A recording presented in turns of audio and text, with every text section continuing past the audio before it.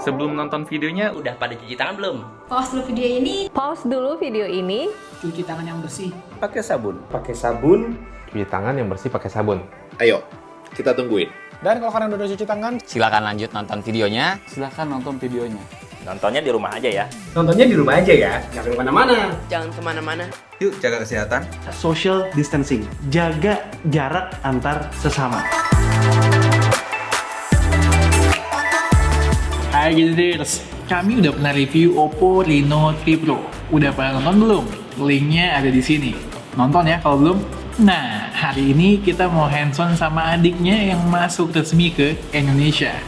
Oppo Reno 3. 2019 banget. Itu yang muncul di pikiran gue saat pertama kali megang Oppo Reno 3. Kenapa yo? Karena bodinya masih berbahan plastik, cukup disayangkan ya untuk harganya. Lalu layarnya masih pakai poni, belum kekinian dengan hole punch display. Tapi santai, jenis layar berukuran 6,4 inchnya udah OLED kok. Mendukung konten HD di Netflix dan make in-display fingerprint yang cepat dan akurat. Overall, secara multimedia usage udah bagus. Terlebih ditandem dengan single bottom firing speaker yang udah mendukung Dolby Atmos. Mungkin sebagian orang suka dengan desain kamera kekinian yang ngotak, tapi gue lebih prefer vertikal begini. Kelihatan lebih minimalis saja. Dan yang berbeda, lapisan kaca pelindung lensanya diklaim Oppo udah menggunakan sapphire glass. Kayaknya kamera dapat perhatian khusus nih di Oppo Reno 3. Reno 3 mempunyai kapasitas baterai 4000 mAh, bukan yang terbesar di kelasnya. Tapi angka kan nggak selalu jadi patokan ya. Emang sih, baru nyoba beberapa hari, tapi dipakai seharian penuh kami belum pernah kehabisan baterai. Selain itu, dari dalam box kita juga udah kebagian VOOC Flash Charge 3.0 20 watt yang bisa ngisi penuh baterai dalam waktu 2 jam. Tapi melihat kompetisi rasanya nggak berlebihan kalau kami berharap output power yang lebih. Sama halnya kayak NFC, harusnya udah jadi standar nih di segmen ini. Opsi Oppo Reno 3 yang tersedia di Indonesia cuma 18128GB.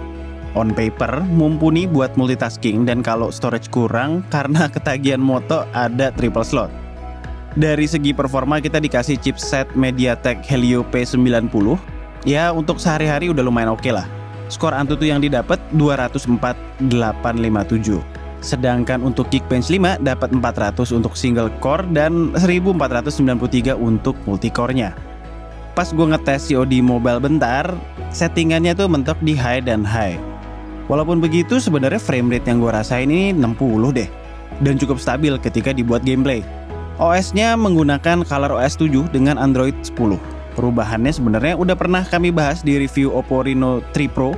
Ada dark mode, toggle di notification tray lebih minimalis, gestur navigasinya lebih fluid, icon-iconnya lebih fresh, sekaligus bisa di customize, dan tampilan setting maupun UI kamera juga dapat modifikasi. Ngelihat spek dan fitur kameranya, gue ngerasa sepertinya Oppo mencoba mengcover beberapa kekurangan yang dimilikinya dengan menawarkan pengalaman fotografi yang berbeda dibanding kompetitornya. Yang paling mencolok tuh spek kamera selfie-nya, 44 megapiksel f2.4. Iya, kalian gak salah dengar, 44 megapiksel. By default, hasilnya 40 megapiksel. Untuk dapetin full res, toggle on aja dari menu. Dan sekarang ada fitur Ultra Night Selfie alias Night Mode buat kamera depan. Pindah ke belakang, kamera utamanya beresolusi 48 megapiksel dengan f1.8. Kedua ada lensa telefoto 13 megapiksel f2.4 yang bisa menghasilkan foto 2 kali optical zoom, 5 kali hybrid zoom, sampai dengan 20 kali digital zoom. Ketiga, lensa ultra wide angle 8 megapiksel f2.2 sekaligus kerangkap untuk jepret foto makro dari jarak 3 cm. Dan yang terakhir, lensa mono 2 megapiksel f2.4. Kamera utama Reno 3 memang secara resolusi 48 megapiksel, tapi bisa juga menghasilkan foto 108 megapiksel melalui proses penggabungan beberapa gambar. Sepertinya Oppo nggak mau ketinggalan tren gede-gedean megapiksel. Tentu tujuannya buat ngasih kita data dan ruang lebih untuk nge-crop foto. Akhirnya gue bingung, gimana cara aktifin fitur ini. Ternyata kita dapat mengaksesnya via expert mode pada opsi more dan hidupkan opsi XHD di bagian atas. Oh ya, fitur super makronya juga bisa digunakan di sini. Dari UI yang sama, rubah aja lensanya ke lensa ultra wide. Kita sama-sama tahu fitur Night Mode udah umum. Nah, di Oppo Reno 3 ada fitur Ultra Dark Mode. Sama kok, cara mengaksesnya via opsi Night Mode. Tapi dia bakalan nge-trigger apabila kondisi cahaya bener-bener gelap. Maksimal 1 lux. Untuk perekaman video dari kamera belakang dapat merekam up to 4K 30 fps. Sedangkan untuk kamera selfie maksimal di 1080p. Yang jadi highlight di sini sekarang ada fitur Ultra Steady 2.0 yang memanfaatkan lensa ultra wide. Jadi hasilnya lebih stabil. Sekarang yuk kita lihat sampel-sampel kameranya.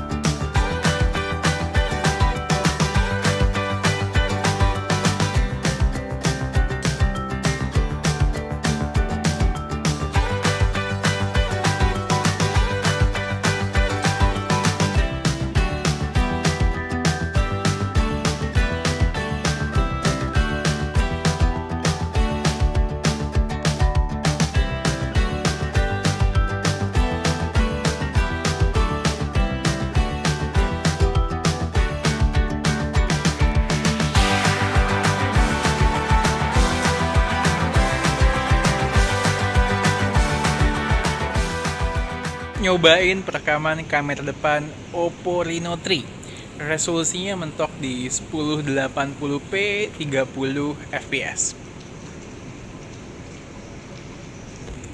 Untuk perekaman kamera belakang sendiri, Oppo Reno 3 bisa merekam up to 4K 30 fps. Dan emang untuk perekaman 4K-nya belum stabil. Jadi ini gue drop ke 1080p supaya footage-nya jauh lebih stabil. Nyobain fitur Ultra Steady 2.0 menggunakan lensa ultra wide dari Oppo Reno 3. Sebagai penutupan, Oppo melalui Reno 3 membawa fitur Oppo Screen Image Engine gunanya untuk mengoptimalkan kualitas video pendek pada beberapa aplikasi sosmed kayak TikTok dan Instagram. Outputnya video yang lebih kontras dan less noise. Oppo Reno 3 berarti ini adalah seri Reno yang harganya paling affordable. Di seri Reno biasanya Oppo selalu mengedepankan fotografi. Begitu juga di Oppo Reno 3 ini. Fitur-fiturnya banyak dan hasil-hasil fotonya kami lihat menjanjikan. Tapi kami masih harus mencoba lebih lama buat menimbang apakah kualitas fotografi yang ditawarkan cukup untuk menyampingkan beberapa kekurangannya. As always, kalau kalian suka dengan video ini boleh klik like, share, dan subscribe. Jangan lupa nyalain icon bell di bawah supaya kalau ada video kami terbaru kalian langsung tahu. Kalau mau tanya-tanya mengenai Oppo Reno 3 boleh drop komen di bawah. Dan tunggu reaction kami yang berikutnya. Bye guys!